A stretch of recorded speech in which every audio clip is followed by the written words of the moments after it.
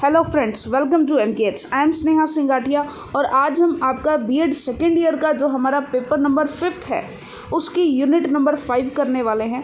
देखिए हमारा जो पेपर नंबर 5 है, ठीक है, तो जो पेपर नंबर 5 है ये पेपर है हमारा एक समावेशी स्कूल बनाना, जो कि बीएड द्वितीय वर्ष का है, पेपर नंबर 5, और इसकी यूनिट नंबर 5 हम करने वाले हैं।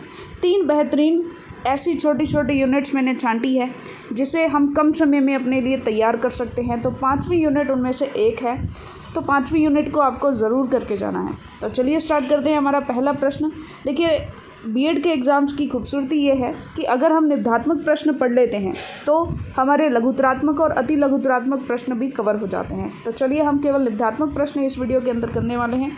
तो चलिए स्टार्ट करते हैं। हमारा पहला प्रश्न, साइज इसका थोड़ा सा हम सेट कर लेते हैं। माध्यमिक विद्यालयों में शैक्षिक कार्यक्रमों की विवेचना सामान्य एवं विशिष्ट बालकों के संदर्भ में कीजिए। यानी कि जो माध्यमिक विद्यालय है इसमें जो भी शैक्षिक कार्यक्रम तय किए जाते हैं उनको हमें एक्सप्लेन करना है, एक तो सामान्य बालकों के संदर्भ में और एक विशिष्ट बालकों के संदर्भ में। या फिर क्या क्वेश्चन आ सकता है कि माध्यमिक स्कूलों में वर्तमान में संचालित शैक्षिक कार्यक्रमों का वर्णन कीजिए। यानी वर्तमान में जो भी शैक्षिक कार्यक्रम, ऑब्वियस सी बात है कि वो सामान्य और विशिष्ट बालकों को ध्यान में रखकर चलाए जाते हैं।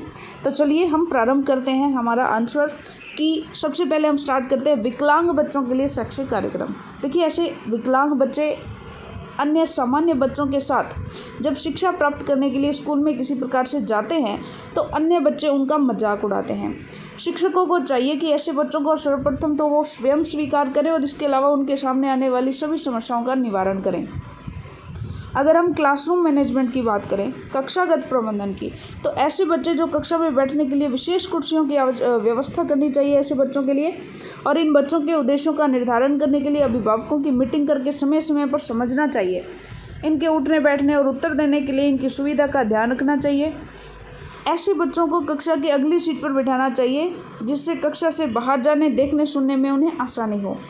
इनके लिए जो उपकरण दिए गए हैं उनकी देखभाल करते हुए समय पर इन्हें बदल देना चाहिए और पहली बार सामग्रियों को जल्दी बदलना होता है। ऐसे बच्चे अपने हाथ, पैर और अंगों से धीरे धीरे काम करते हैं। इनका ध्यान रखते हुए शिक्षक और सभी विद्यार्थी इन बच्चों का यथासंभव सहयोग करें, और यदि इनके सामने किसी प्रकार की कोई समस्या आती है तो सभी लोग मिलकर उनकी सहायता करें। स्कूल में शिक्षक और संगी साथी और परिवार में इनके अभिभावक इन पर विशेष ध्यान दें।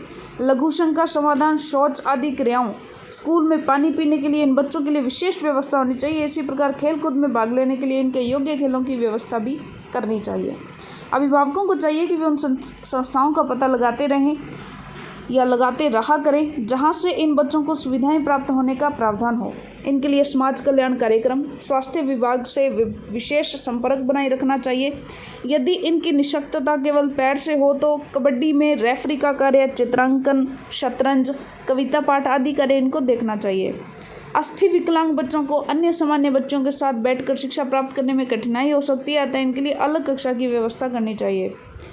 अगर हम बात करें विशेष प्रकार के अपंगों के लिए विशेष स्कूल की व्यवस्था की, तो कुछ बच्चों में अस्थियों से संबंधित विकलांगता होती है और वे सामान्य बच्चों के साथ सामान्य स्कूलों में शिक्षा प्राप्त नहीं कर पाते हैं।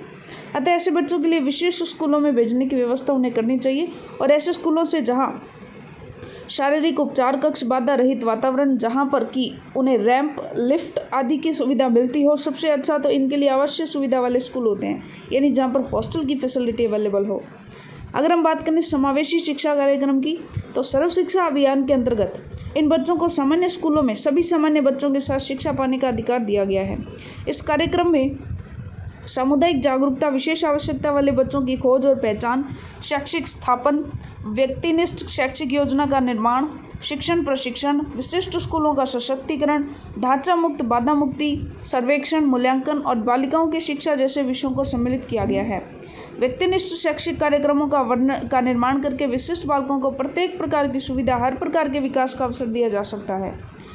शैक्षिक स्थापन सुविधा, अगर हम बात करें शैक्षिक स्थापन सुविधा की, तो इससे आशय जटिल विकलांगता से पीड़ित बच्चों को किसी भी स्थिति और वातावरण में शिक्षा प्रदान करने से है।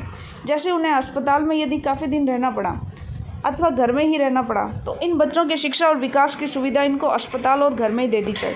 जिस पाठ्यक्रम को सामान्य बच्चे पढ़ते हैं उससे अस्थि विकलांग विशिष्ट बच्चों का कोई लाभ नहीं होता। अतः ऐसे बच्चों के लिए विशेष पाठ्यक्रम होना चाहिए। साथ ही इन बच्चों के लिए औपचारिक पाठ्यक्रम के अतिरिक्त व्यावसायिक पाठ्यक्रम भी होना चाहिए और उनको विभिन्न शिल्पों की भी शिक्षा दी जाए जिससे वे कोई उत्पादक कार्य कर सकें। ऐसे बच्चों को सम्मान की दृष्टि से देखा जाना चाहिए। समाज और विद्यालय तथा घर परिवार में इनके प्रति सकारात्मक दृष्टिकोण होना चाहिए। उन्हें कुछ विशेष अनुभव प्रदान करने चाहिए जिससे कि उनके सामंजस्य में सुविधा हो। विकलांग, बीमार तथा अक्षम बालकों की शिक्षा के लिए ध्यान देने वाली बातें कौन सी होती हैं जी? सबसे पहले तो इन बच्चों का उपचार जरूरी है। उपचार किया जाना चाहिए। सामाजिक और सांवेगिक रूप से सामान्य बच्चों में ऐसी धारणा का विकास करना चाहिए कि सामान्य बच्चे बीमार बच्चों के पास आने से तनिक भी न हिचकिचाएं। रोग के अनुसार विशेष विद्यालयों में इनकी शिक्षा व्यवस्था हो। विशेष विद्यालयों में निम्नलिखित सुविधाएं होना आवश्यक है। सबसे पहले तो शारीरिक उपचार कक्ष और औषधियाँ होनी चाहिए, व्यायामशाला और मनोरंजन की व्यवस्था, उपकरणों को बनाने वाली रोगी कार्यशाला और विद्यालय की इमारत रोगियों के अनुसार जो है बड़े बड़े दरवाजे और बड़े बड़े कमरे होने चाहिए।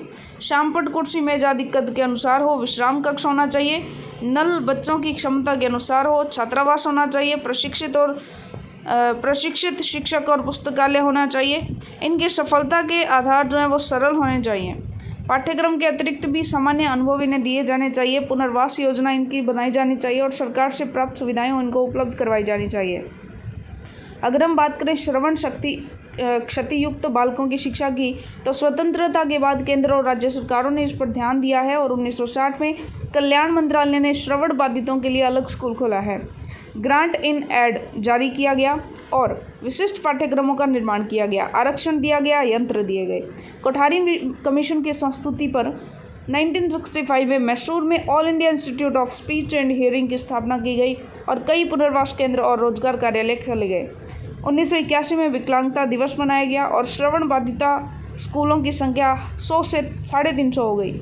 1983 में अलियावट जंग राष्ट्रीय श्रवण विकलांग संस्थान की स्थापना के बाद बम्बई, दिल्ली, हैदराबाद, कलकत्ता, भुवनेश्वर श्रवण बाधितों के शिक्षण प्रशिक्षण जो है इनमें आरंभ किया गया और बधिरों के अतिरिक्त विद्यालय प्राइमरी तक ही हैं।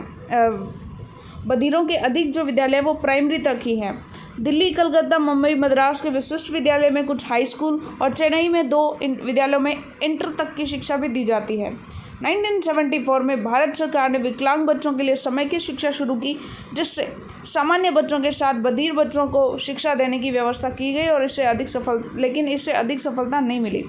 1986 में अध्यापक प्रशिक्षण आरंभ किया गया और पहला विद्यालय कलकत्ता में, बाद में लखनऊ, अहमदाबाद, मद्रास, दिल्ली, हैदराबाद और मुंबई में बधिर शिक्षण प्रशिक्षण महाविद्यालय खोले गए। इस समय 30 से अधिक महाविद्यालय जो इस क्षेत्र में बीएड, एमएड, डीएड डिग्री प्रदान करते हैं। 1993 में मद्रास में संत लुइस कॉलेज फॉर डेफ खोला गया और ऐसे विश्वविद्यालयों की संख्या अब बढ़ रही है। शिक्षा में निम्नलिखित बातों पर ध्यान दें। श्रवण शक्ति की अक्षमता के कारण इस बाधा से ग्रस्त बच्चे ठीक प्रकार से सीख नहीं पाते, अतः इनकी शिक्षा के लिए विशेष प्रकार की शिक्षण तकनीकों का प्रयोग करना चाहिए।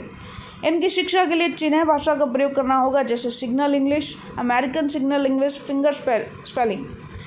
इन चिन्ह संकेतों को सुधारा जा रहा है और होठों के हिलने की गति के आधार पर पढ़ने की विधि तो ठीक है, लेकिन इससे कुछ ध्वनियों का उच्चारण करते समय होठ समान गति से हिलते हैं, जैसे पी या बी। तो संकेत भाषा में होठों को पढ़ने के साथ हाथ से मुंह की पास ही संकेत दिए जाते हैं।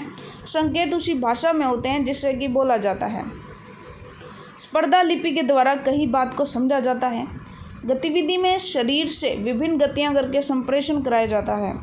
ध्वनि प्रवर्धक का प्रयोग करके कम सुनने वालों की पूरी ध्वनि सुनाई जाती है, लेकिन बधिर बच्चों का इससे कोई लाभ नहीं होता है। ऐसे बच्चों को कक्षा में बैठने के लिए ऊंची कुर्सियों का प्रयोग किया जाए, जिससे बच्चे शिक्षक के होठों के हिलाने से बोलने के भाव को समझ सकें और कक्षा के छात्र चंद्राकार बैठें तो और भी सुविधाजनक होगा। सहायक सामग्रियों का प्रयोग करके पढ़ाया जाए इनको और विभिन्न आकृतियों, चित्रों और शब्दों के इशारों का प्रयोग किया जाए। नोट लेने वाले किसी व्यक्ति की व्यवस्था हो तो और भी अच्छा है। इसकी अभिरुचि और योग्यता के अनुसार व्यावसायिक प्रशिक्षण दिया जाए। इनके लिए कम शाब्दिक संप्रेषण वाले कार्य उपयोगी होंगे, जैसे प्रिंटिंग, टाइपिंग, कलात्मक कौशल पूर्ण कार्य आदि। विद्यालयों का कर्तव्य है कि अपने क्षेत्र में श्रवण बाधाग्रस्त बच्चों का पता लगाकर प्रारंभ में ही उनकी शिक्षा शुरू कर दें। श्रवण क्षतियुक्त बच्चों के लिए पृथक कक्षाएं और पृथक विद्यालय की व्यवस्था की जानी चाहिए। शिक्षक ओवरहेड प्रोजेक्टर का प्रयोग करें। फिल्म का शिक्षा में प्रयोग किया जा सकता है। अगर हम बात करें दृष्टि अक्षम बच्चों की, तो दृष्टि अक्षम बच्चों की शिक्षा के लिए वैलेंटिन हार्वे ने 1784 में अपना पहला विद्यालय खोला। 1791 में लिवरपूल इंग्लैंड में, 1832 में लुई ब्रेल ने ब्रेल लिपि की खोज की और इसके बाद दृष्टिहीनों के लिए अनेक स्कूल खोले गए। 1898 में डे स्कूल इंग्लैंड, 1900 में शिकागो में स्कूल खुला। भारत में 1887 में Miss N A Sharp Palam Kottai ने 1890 में ब्लाइंड स्कूल और 1897 में कलकत्ता ब्लाइंड स्कूल खोले गए। स्वतंत्रता के बाद भारत में ब्लाइंड स्कूलों की संख्या 400 के लगभग हो गई और सन 1979 में राष्ट्रीय दृष्टि विकलांग संस्थान की स्थापना की गई। फिर आगे 1995 के विधायन द्वारा अनेक शैक्षिक प्रावधान किए गए। समेकित शिक्षा कार्यक्रम की अगर हम बात करें तो विभिन्न निःशक्तताग्रस्त बालकों के लिए सामान्य विद्यालयों के सामान्य बच्चों के साथ पढ़ने के लिए केंद्र सरकार ने 1944 में निःशक्त बच्चों के लिए समेकित शिक्षा योजना का आरंभ किया, जिसमें 1500 स्कूलों में 5000 बच्चों में 10,000 दृष्टिहीन बच्चे लाभान्वित हुए। समावेशी शिक्षा कार्यक्रम की अगर हम बात करें तो इस कार्यक्रम में दृष्टि अक्षमताग्रस्त बच्चे सामान्य अन्य सभी बच्चों के साथ पढ़ते लिखते हैं, अर्थात इस पद्धति में मुख्यधारा के स्कूलों में दृष्टि विकलांग बच्चों का समावेश किया जाता है। यद्यपि यहाँ के शिक्षक भले ही इन विशेष बच्चों को शिक्षा देने के लिए स्वयं को सक्षम समझे, लेकिन सच पूछा जाए तो इनके लिए अलग विशेष योग्यता प्राप्त शिक्षकों की आवश्यकता होती है और आगे चलकर समावेशी शिक्षा में माता पिता और समुदाय के लोगों को भी सम्मिलित किया जाता है। इससे सामान्य बच्चों के साथ दृष्टिहीन बच्चों का सामंजस्य स्थापित होता है। अगर हम बहुल विकलांग बच्चों की बात करें तो बहुल विकलांग बच्चों को शिक्षित करने के कार्यक्रमों की अगर हम बात करें तो इसके 2 कार्यक्रम होते हैं। पहला तो बहुल विकलांगों को सबसे पहले तो गामक क्रियाएं सिखाना, चलना फिरना उठना बैठना, गामक क्रियाएं सिखाना। उसके बाद होता है जी बौद्धिक कार्य सिखाना। गामक क्रियाओं की शिक्षा की बात करें तो निम्न गामक क्रियाओं की शिक्षा उन्हें दी जानी चाहिए, जैसे खड़े होना, पानी पीना, खड़े रहना, कपड़े साफ करना, शौच करना, बैठना, भोजन करना, चलना, मंजन करना, खेल खेलना, कुछ और कौशल सीखना, मांसपेशियों को मजबूत करना, आसन व्यायाम करना, खेल कूद, अन्य अनुकूल क्रियाएं और दिन प्रतिदिन के कार्य करना और स्वयं सहायता की कला सिखाना उद्देश्य होना चाहिए। बौद्धिक क्रियाओं की शिक्षा, बौद्धिक कार्य सिखाने के लिए संपूर्ण तैयारी और कार्य विश्लेषण की आवश्यकता है। यार्डनल द्वारा ज्यामिति में बहरे और अंधे बालकों को पढ़ाने का अत्यंत प्रभावशाली तरीका है और यह एक उदाहरण भी प्रस्तुत करता है। इस प्रकार के पाठ विभिन्न विषयों और क्षेत्र में विकसित किए जाने चाहिए। गोल्ड और रिटन हाउस के द्वारा प्रतिपादित उन निवेशों जो अंधों और बहरे बहुल विकलांगों को शिक्षित करने के लिए 8 मानक चिन्हों के संबंध में है का पालन भी बौद्धिक कार्यों के शिक्षण में सहायक होता है। संगीत और कला मुख्यतः निम्नलिखित रूप से सहायक सिद्ध होती है: गणित की शिक्षा, संबोध शिक्षा, सामंजस्य की शिक्षा, विश्राम की शिक्षा। अगर हम बात करें बहुल विकलांगता जिन बच्चों में होती है उन्हें विशेष सामग्रियों की आवश्यकता होती है और ये सभी सामग्रियां सभी विद्यालयों में उपलब्ध नहीं होती। अतः बहुल विकलांग बच्चों को मुख्य धारा से जुड़ने के लिए सामान्य बालकों के साथ शिक्षा नहीं दी जा सकती, लेकिन कुछ बहुल विकलांग बच्चों को प्रारंभिक प्रशिक्षण देने के लिए सामान्य बालकों के विद्यालयों में बच्चों के साथ बिठाया जा सकता है। सामान्य बहुल विकलांग बालक, जैसे एक अपंग बालक जो कम देखता है, उससे थोड़ा बोलने का दोष है, तो उसे सामान्य बच्चों के साथ स्कूल में पढ़ाया जा सकता है, लेकिन अपंगताएं अधिक हों तो ऐसे बच्चे को देखो अलग विद्यालय में डालना ही पड़ेगा। बहुल विकलांग बच्चों के लिए शैक्षिक और व्यावसायिक निर्देशन भी आवश्यक है और बालकों की क्षमता के अनुसार ही उन्हें कौशलों की शिक्षा दी जा सकती है। बहुत से विकलांग बालक ऐसे होते हैं जो छोटे मोटे साधारण कार्य कर सकते हैं, जैसे कि वस्तुओं को एक स्थान से उठाकर दूसरे स्थान पर रखना, किसी दरवाजे को खोलना, उसको बंद करना, अलमारी खोलना, ढक्कन खोलना, डिब्बों के ऊपर छपा छपाया लेबल लगाना, कागज आदि को मोड़ना आदि कार्य कर सकते हैं। तो व्यापारिक केंद्रों पर कार्य करने का प्रशिक्षण उन्हें देना चाहिए और आगे चलकर ये बच्चे ऐसे केंद्रों पर कार्य करके अपनी आजीविका चला सकते हैं। अतः कह सकते हैं कि विभिन्न योजनाओं, कार्यक्रमों, कार्यशालाओं के द्वारा बहुल विकलांग बच्चों को शिक्षित और प्रशिक्षित किया जा सकता है। अगर हम बात करें हमारा नेक्स्ट क्वेश्चन, समावेशी शिक्षा के क्षेत्र में अध्यापक निर्मित कार्यक्रम के सुधार के लिए उत्साहवर्धक कार्यक्रम के पालन करने का वर्णन कीजिए। यानी कि समावेशी शिक्षा के क्षेत्र में जो भी अध्यापक निर्मित कार्यक्रम होते हैं उनके सुधार के लिए अगर हम कोई उत्साहवर्धक कार्यक्रम चलाएं, उनका पालन करें, तो उसका हमें बताना है। देखिए, राष्ट्रीय शिक्षा नीति की सिफारिशों के तहत विकलांग बालकों की शिक्षा को मुख्य धारा में लाना और अक्षम बालकों को गुणवत्तापरक शिक्षण हेतु अध्यापकों के प्रशिक्षण कार्यक्रम का संचालन, आयोजन राष्ट्रीय और राज्य स्तर की संस्थाओं द्वारा किया जाता है और इस कार्यक्रम का प्रारंभ राष्ट्रीय शैक्षिक अनुसंधान और प्रशिक्षण परिषद नई दिल्ली के विभाग अध्यापक शिक्षा, विशिष्ट शिक्षा और विस्तारक सेवाएं द्वारा किया गया था। लेकिन जिसने जो है संबद्ध क्षेत्रीय महाविद्यालयों में विशिष्ट शिक्षा केंद्र भी स्थापित किए और सेवा पूर्व सेवारत अध्यापकों को प्रशिक्षण देने के लिए विशिष्ट शिक्षा का 1 वर्षीय पाठ्यक्रम प्रारूप भी तैयार किया था। इसी पाठ्यक्रम के प्रारूप के तहत सभी अध्यापकों को प्रशिक्षण दिया जाता है, जिससे 1 वर्षीय प्रशिक्षण की अवधि में अध्यापकों को समावेशित विशिष्ट शिक्षा की संप्रदात्मक स्वरूप, विकलांग बालकों की पहचान, विकलांगतानुसार शिक्षण विधियों का स्वरूप, कक्षा प्रबंधन हेतु आवश्यकतानुसार उपकरणों की जानकारी, प्रयोग, अक्षम बालकों को मुख्यधारा में लाने हेतु यथासंभव प्रयास और सहायक सेवाओं का सैद्धांतिक और व्यावहारिक प्रशिक्षणीय ज्ञान देकर सक्षम बनाया जा सकता है।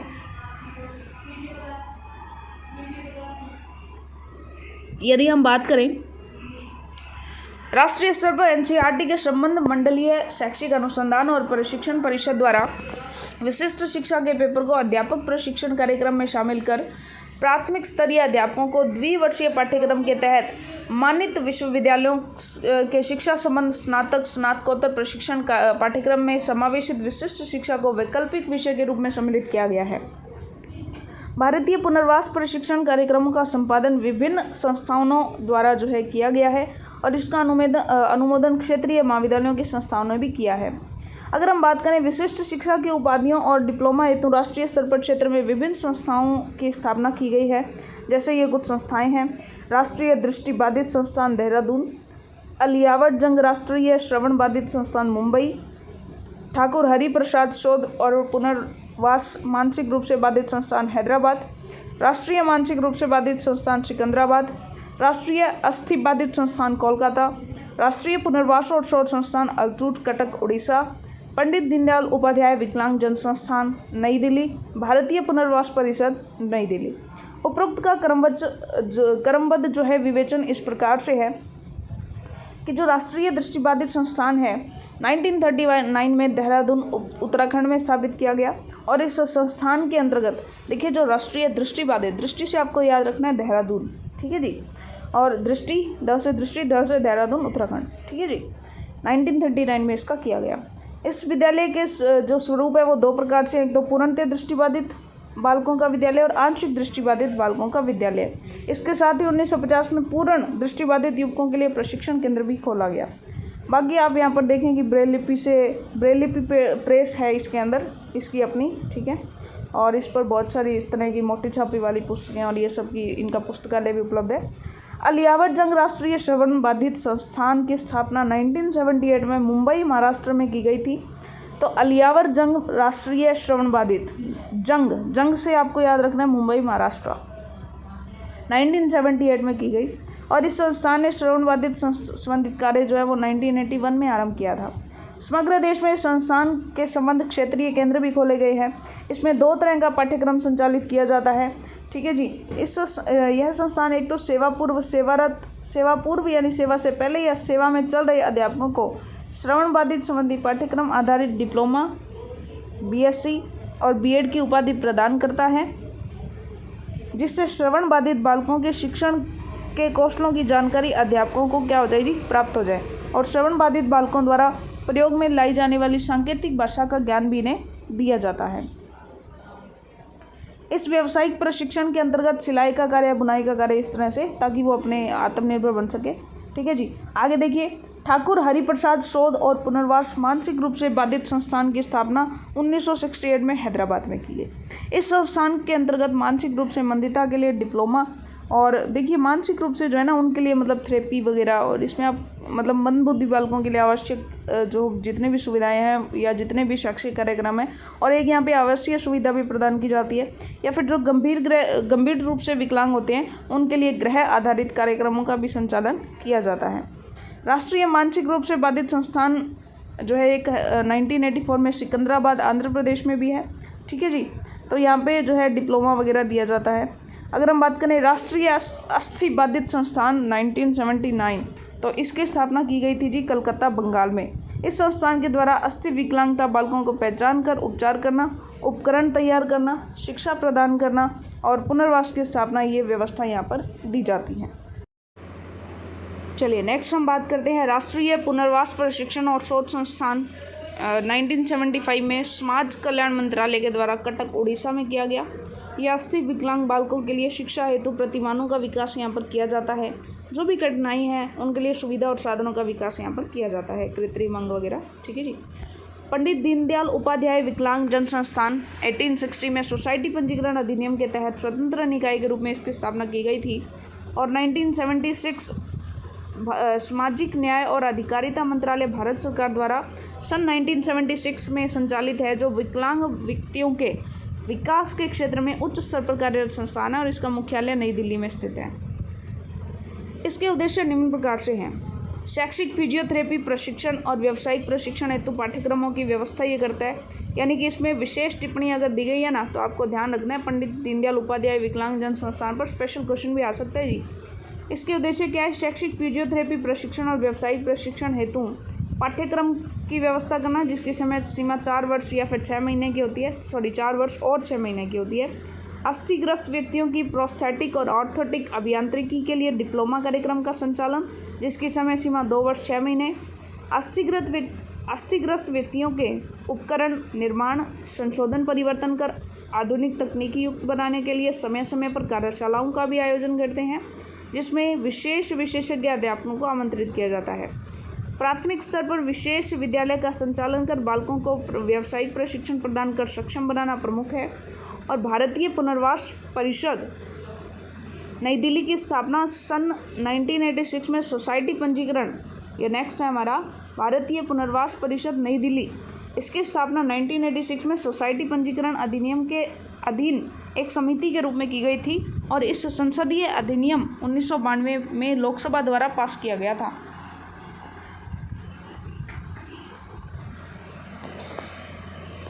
तथा भारतीय पुनर्वास परिषद को सन 1993 में सांविधिक निकाय बना दिया गया, जिसको देश के लिए सभी भागों में पुनर्वास और विशेष शिक्षा क्षेत्र में प्रशिक्षण नीतियों और कार्यक्रमों का समान रूप से मानकीकरण और विनियमन करने की जिम्मेदारी प्रदान की गई।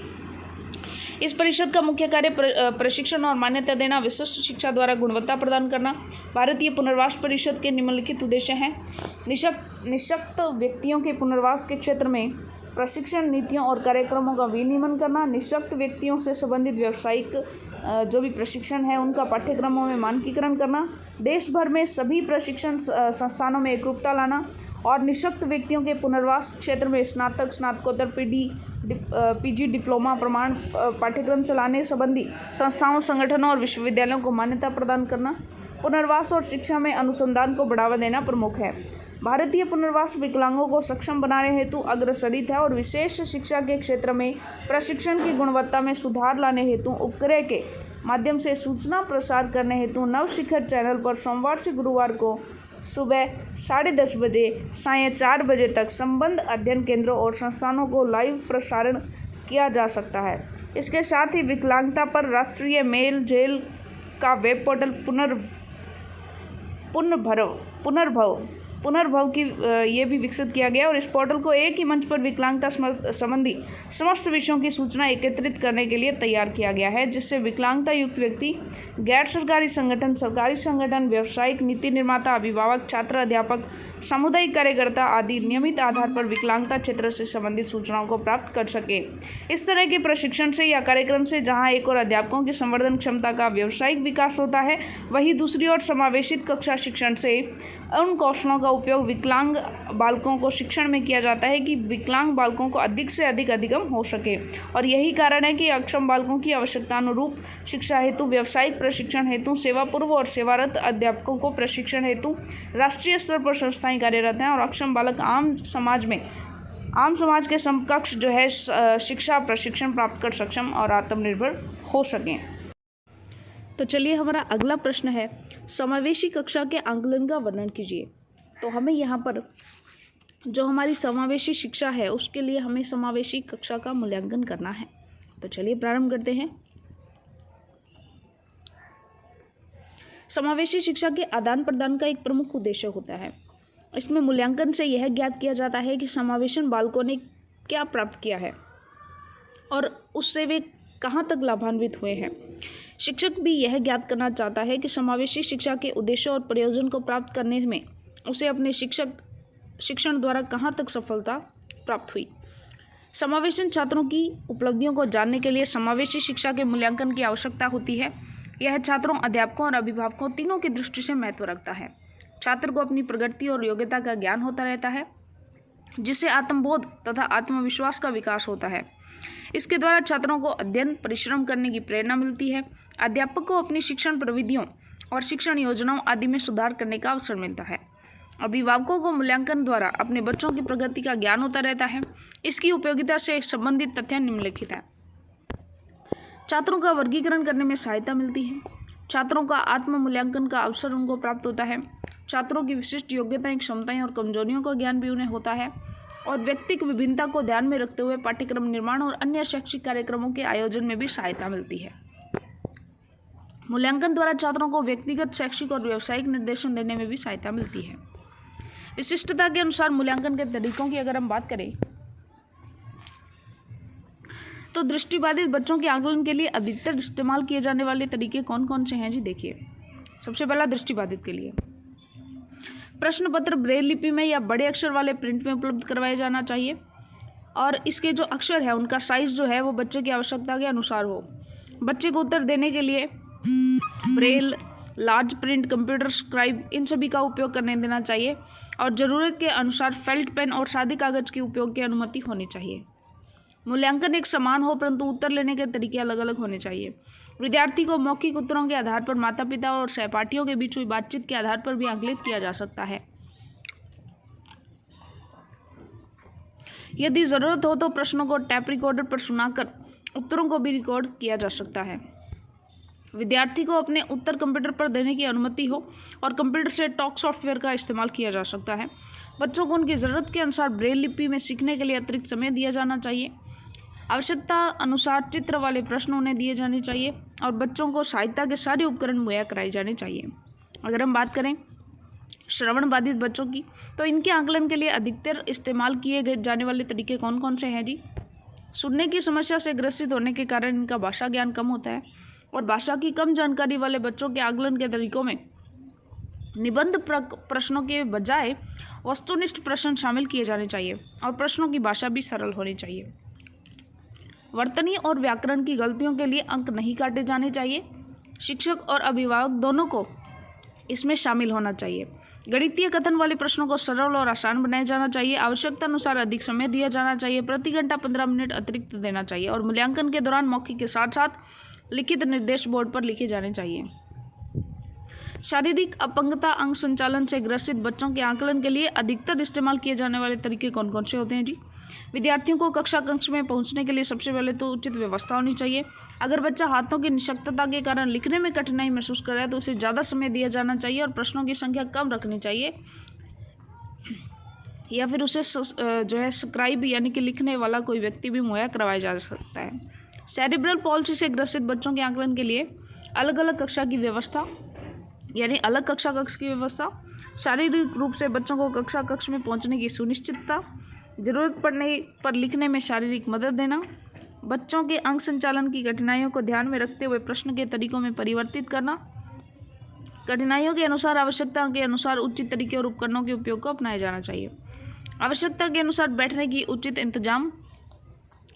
मंद अध्ययता से ग्रसित बच्चों के लिए अगर हम देखें तो पढ़ाते समय आसान भाषा का प्रयोग, बच्चों को वस्तुनिष्ठ प्रश्नों के अंतर्गत बहुविकल्पीय चित्रों वाली पहेलियाँ, बच्चों का मूल्यांकन करने के लिए प्रश्नों की संख्या कम और आकलन के तरीके का निर्धारण बच्चों की मंद बुद्धि के स्तर पर होना चाहिए। उचित और लचीले शिक्षण अध्ययन सामग्री का प्रयोग जैसे कोई भी कंक्रीट सामग्री, फ्लैश कार्ड्स, विजुअल सहायक सामग्री आदि। विविध विकलांगता वाले विद्यार्थी हों तो विद्यार्थी का शारीरिक सुविधा का ख्याल रखते हुए सहायक सामग्री उपलब्ध कराना, विकलांगता के आधार पर पर्याप्त स्थान की उपलब्धता, विशिष्टता के आधार पर फर्नीचर, बच्चों के बातचीत के दौरान उसका अवलोकन करते समय, आकलन करते समय ज़रूरत के आधार पर ज़्यादा समय दिया जाना चाहिए और प्रश्न पत्र में आकलन के तरीकों में आवश्यकता अनुसार परिवर्तन किए जाने चाहिए। शौचालय में आसान पहुंच बनाने का उनका ध्यान रखना चाहिए। अगर हम बात करें समावेशी शिक्षा में शिक्षकों के कार्यक्रमों के विकास के लिए उनका मूल्यांकन कीजिए, यानी समावेशी शिक्षकों की जो तैयारी कार्यक्रम है उनके लिए मूल्यांकन और अनुवर्ती कार्यक्रम क्यों आवश्यक है, वर्णन कीजिए। देखिए, शैक्षणिक कार्यक्रमों के कार्यान्वयन और शिक्षा के आयोजन के लिए अध्यापक एक प्रमुख साधन है और समावेशी शिक्षक को तैयार करने में शिक्षक के निम्न गुणों से युक्त होना चाहिए। एक शिक्षक को शिक्षक को विद्यालय में एक तो प्रभावोत्पादक वातावरण का निर्माण करना चाहिए, शिक्षक को छात्रों में भेदभाव नहीं करना चाहिए, शिक्षक को स्वयं के नैतिक मूल्यों का विकास करना चाहिए, शिक्षक को स्वयं का मूल्यांकन करके अपने विषय ज्ञान और योगदान में बढ़ोतरी करनी चाहिए। शिक्षक की परीक्षा की जांच और मूल्यांकन में निष्पक्षता बनाए रखना, समय पर पहुंचना, शिक्षण के अनुकूल वातावरण तैयार करना, शिक्षण में रुचि उसे लेनी चाहिए, पूर्ण तैयारी से पहुंचे, गृह कार्य की नियमित जांच करें, अनुशासन बनाए रखे, आचार संहिता का निर्धारण करना, अच्छे कार्य करने वाले छात्रों का उत्साहवर्धन करना, छात्र की गलतियों पर ध्यान देना, स्वयं अनुशासन पर विशेष बल देना, शिक्षक धूम्रपान और नशे से बचने के लिए छात्रों को प्रेरित करें, शिक्षक को छात्रों के समक्ष महापुरुषों के व्यक्तित्व को प्रस्तुत करना, शिक्षक छात्रों को कठिन परिश्रम और निरंतर अभ्यास करने की प्रेरणा देता रहना चाहिए। तो इस तरह से ये शिक्षक के वो है। तो यहाँ पर देखिए, जब शिक्षा में आत्मविश्वास और कर्तव्य निष्ठा का बोध तभी संभव है जब निम्न प्रश्नों का जवाब स्पष्ट हो कि क्या मुझे अधिगम शैली के सभी पहलुओं का ज्ञान है, क्या मैं सभी जीवों में परमात्मा का स्वरूप देख सकता हूँ, क्या सभी छात्रों में समन्वयक दृष्टि से देख सकता हूँ, क्या मैं छात्रों में रुचि और योग्यता की पहचान कर सकता हूँ, क्या मैं विशिष्ट बालकों को अधिगम कराने में सक्षम हूँ। तो उपरोक्त तथ्यों के साथ शिक्षण योग्यता का स्पष्ट ज्ञान होना आवश्यक है, जैसे विषय वस्तु विश्लेषण क्षमता, छात्र अधिगम आधारित पाठ योजना का ज्ञान, पाठ योजना का ज्ञान, नैदानिक परीक्षण का ज्ञान, उपचारात्मक शिक्षण शैली का ज्ञान। यूनिसेफ पोजीशन पेपर के अनुसार समावेशी शिक्षा के निम्नलिखित लाभ हैं। वे अपने सीखे हुए ज्ञान और समझ का दैनिक जीवन में उपयोग कर सकेंगे। वे विद्यालय के अंदर बाहर स्वतंत्र अधिगम की प्रक्रिया सीखते हैं। बच्चे ज़्यादा आत्मविश्वासी और आत्मसम्मान युक्त होते हैं और वे अपने से इतर सहपाठियों और शिक्षकों से ज़्यादा सक्रिय और प्रसन्नतापूर्ण अंतःक्रिया सीखते हैं और बच्चों के संप्रेषण कौशल का बेहतर विकास होता है और बेहतर जीवन के लिए तैयार होते हैं। शिक्षकों को क्या लाभ है? शिक्षक अधिक संतुष्टि का अनुभव करते हैं क्योंकि सभी बालक अपनी क्षमता को अधिकृत स्तर पर सफल हो सकते हैं। विभिन्न प्रकार की अधिगम संबंधी बाधाओं को कम करने का उपाय खोजते हुए शिक्षकों को व्यक्तियों, बालकों और अलग अलग परिस्थितियों के प्रति सकारात्मक अभिवृत्ति का विकास होता है। शिक्षकों के पास संप्रेषण के नए तरीकों की खोज का बेहतर अवसर होता है और विभिन्न सहकर्मियों, अभिभावक, समुदाय के विभिन्न व्यक्तियों आदि से और शिक्षकों के पास विभिन्न प्रकार के बालकों को पढ़ाने के अलग अलग तरीके खोजने का, तरीके सीखने का अवसर होता है। शिक्षकों को व्यक्तिगत भिन्नता युक्त कक्षा में शिक्षण और अधिगम के अलग अलग नए तरीकों का ज्ञान होता है। अभिभावकों को क्या लाभ होता है? अभिभावक उनके बच्चों को कैसे शिक्षा दी जा रही है ये सीखते हैं। शिक्षक विभिन्न अवसरों पर अभिभावकों से प्रश्न पूछते हैं और वो भी अपने अंदर सम्मान महसूस करते हैं और शिक्षा में अपने बच्चे की शिक्षा में अपने आप को भी समान भागीदार मानते हैं। अभिभावकों के पास भी ज़्यादा लोगों, शिक्षक, अन्य अभिभावकों और अन्य बालकों आदि से अंतःक्रिया का अवसर प्राप्त होता है और वे पारस्परिक सहयोग की भावना सीखते हैं। सबसे महत्वपूर्ण यह है कि अभिभावक यह जानने लगते हैं कि उनके बच्चे सभी बच्चों के साथ गुणवत्ता युक्त शिक्षा ग्रहण कर रहे हैं। अभिभावकों को बच्चों की शिक्षा में भागीदारी बढ़ती है और अपने बच्चों का उनके अधिगम में वे ज़्यादा सहयोग करते हैं। विशेषज्ञ शिक्षक की क्या भूमिका होती है? देखिए, विशेषज्ञ शिक्षक की शैक्षणिक भूमिका ये होती है कि शोध आधारित शिक्षण विधियों के अभिनव प्रयोग में वो अपनी भूमिका रोल निभाता है। बालक की विशिष्ट आवश्यकताओं को ध्यान में रखते हुए पाठ्यक्रम का निर्माण वो करता है। बालक को संसाधन कक्ष शिक्षण प्रदान करने में, संसाधन कक्ष के विकास में, अतिरिक्त कक्षाओं के द्वारा विशेष आवश्यकता पूरी करने में, अधिगम क्षमता अक्षमता की पहचान करने में विशेषज्ञ शिक्षक की भूमिका होती है। विशेषज्ञ शिक्षक की सामाजिक भूमिका क्या होती है? अभिभावकों और अधिगम अक्षमता युक्त बालक के एक काउंसलर के रूप में भूमिका होती है।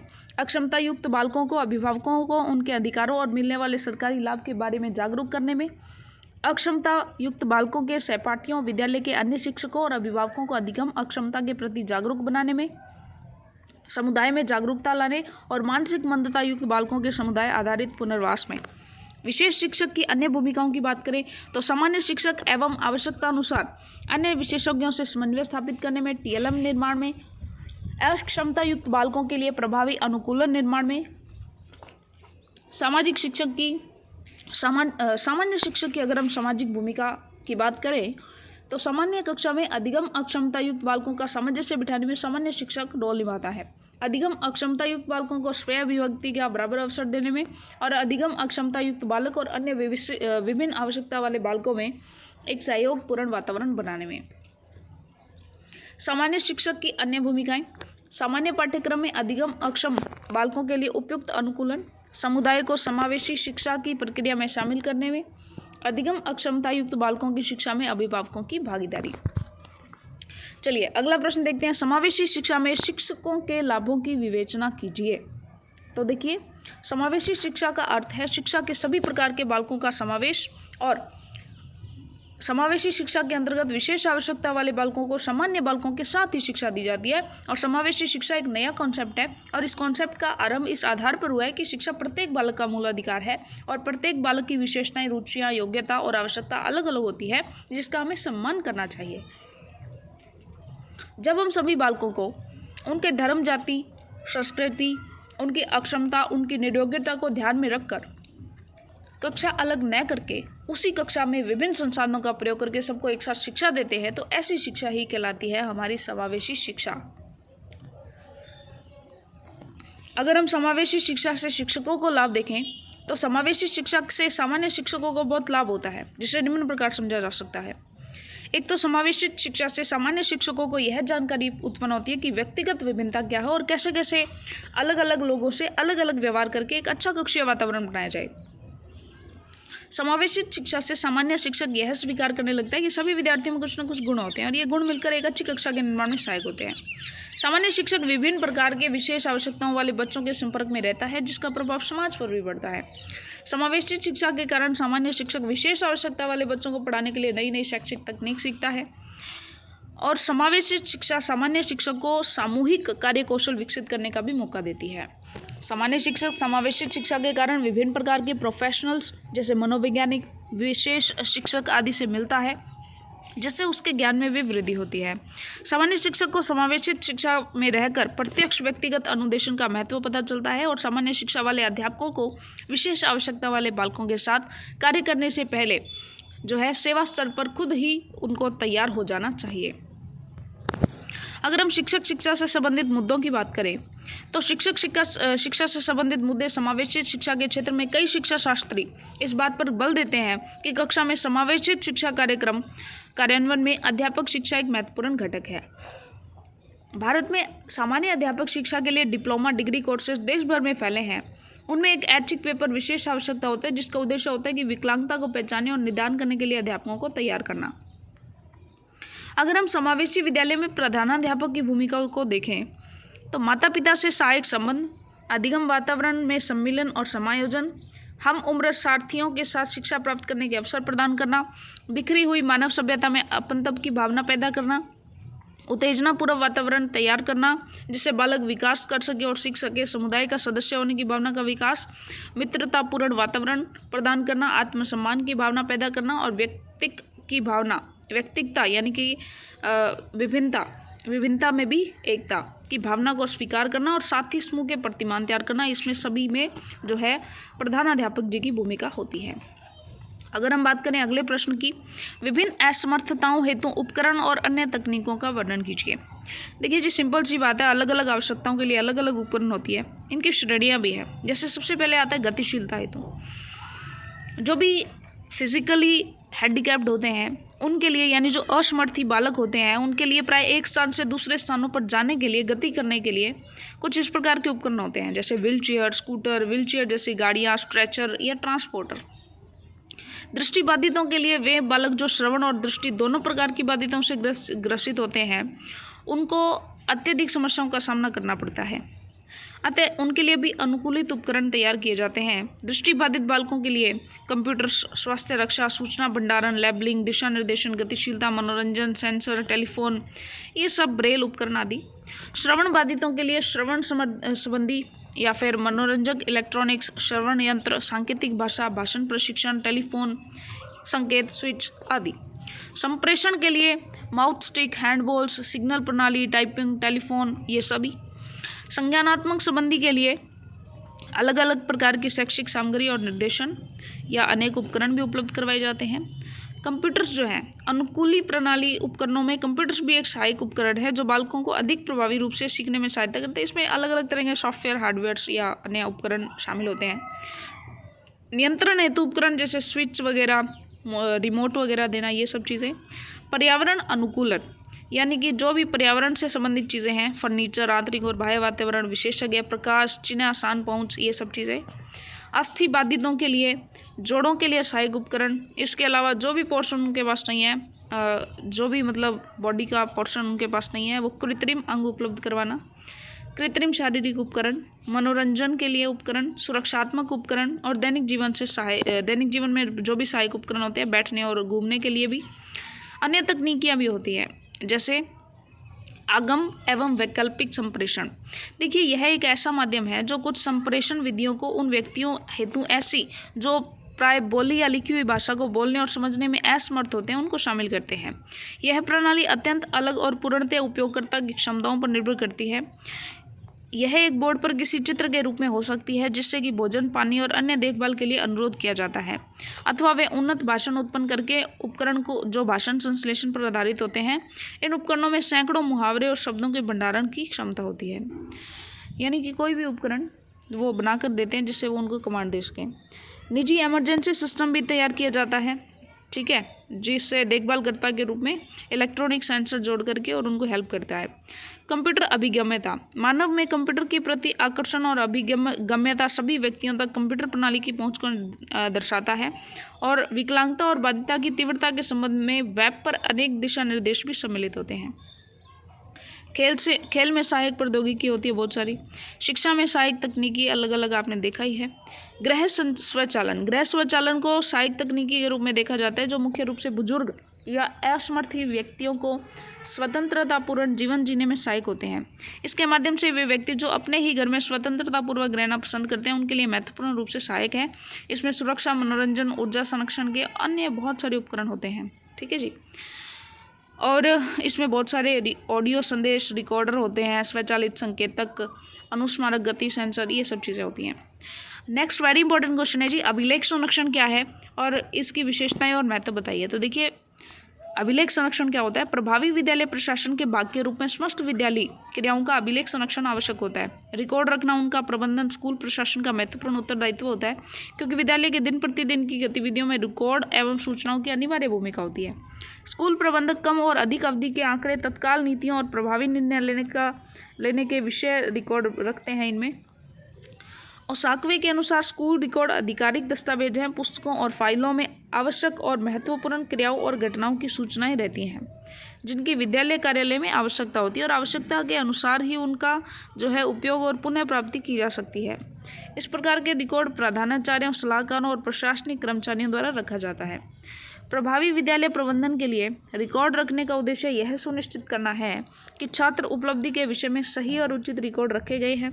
विद्यालय क्रियाएं और उनकी सूचनाएं जो विद्यालय क्षमता और प्रभावशीलता को बढ़ावा देती हैं। रिकॉर्ड रखना सूचना भंडारण के रूप में जाना जाता है, जो विद्यालय के शिक्षण, स्टाफ और प्रशासन दोनों की महत्वपूर्ण कार्यों में सहयोग करता है। अच्छे अभिलेख संरक्षण की अगर हम विशेषताओं की बात करें तो इसमें होता है जी संपूर्णता, यानी कि जो भी रिकॉर्ड है वो पूरी जानकारी उससे मिल जानी चाहिए। लचीलापन होता है, यानी कि इसका उपयोग एक से अधिक बार किया जा सकता हो ऐसा बनाना चाहिए। लागत जो है विश्लेषण, भंडारण, एकत्रित करने में वित्तीय खर्च कम आए। प्रासंगिकता, एक प्रासंगिक रिकॉर्ड वह है जो एक प्रणाली की आवश्यकताओं के लिए उपयोगी हो। अनावश्यक और अप्रासंगिक जानकारी को रिकॉर्ड से हटा देना चाहिए। गुणवत्ता उसमें होनी चाहिए, सटीकता और विश्वसनीयता होनी चाहिए। विद्यालय अभिलेखों का संरक्षण और प्रबंधन जो है वो बहुत इंपॉर्टेंट हो जाता है, जिसमें फाइल भंडारण, उनका वर्गीकरण, उनको चेक करना, रख रखाव या जो भी प्राकृतिक कारण है, बाढ़, कीड़े मकोड़े, उनसे सुरक्षा करना, ये वेरी इंपॉर्टेंट हो जाता है। अभिलेखों का प्रतिधारण और प्रबंध की अगर हम बात करें तो अभिलेखों के प्रबंध का अर्थ है उनका पूरी तरह विनाश करना। अभिलेखों के प्रबंध का अर्थ उनका पूरी तरह विनाश करना नहीं है। प्रबंध से तात्पर्य अभिलेखों के स्थानांतरण से है, यानी ऐतिहासिक प्राप्ति संग्रहालय के अभिलेखों को हस्तांतरित किया जाता है तो विद्यालय अभिलेखों की आवश्यकता न होने पर भी उन्हें हस्तांतरित कर दिया जाता है। अधिकारियों से संबंधी अभिलेखों को एक निश्चित समय अवधि के बाद समाप्त कर दिया जाता है।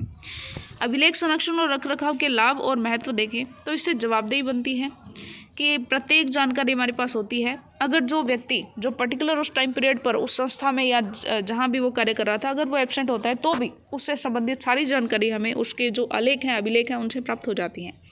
निर्णय लेने में जो भी निर्णय लेना चाहें तो अभिलेख जो है वो प्रशासकों को निर्णय लेने में बड़ी मदद करते हैं क्योंकि इसमें प्राकृतिक आंकड़े उपलब्ध रहते हैं। रोजगार, ऑब्वियस सी बात है कि उचित रूप से अभिलेख रखना जो है रोजगार और उद्देश्य संबंधी योजना के लिए उपयोगी होता है। कर्मचारियों की संख्या, विशेष योग्यता, आयु, लिंग, ये सभी रोल जो है इससे मतलब मूल्यांकन किया जा सकता है सभी का। निर्देशन परामर्श में मदद मिलती है और सूचना बैंक यानी कि एक सूचनाओं का बैंक बन जाता है। जिस भी सूचना की आवश्यकता होती है डायरेक्ट वहाँ से जाकर के सूचनाएं प्राप्त अभिलेखों से ली जा सकती है। तो चलिए इसी के साथ हमारी यूनिट नंबर 5 कंप्लीट होती है। आपके एग्जाम के लिए all the very best. Thank you.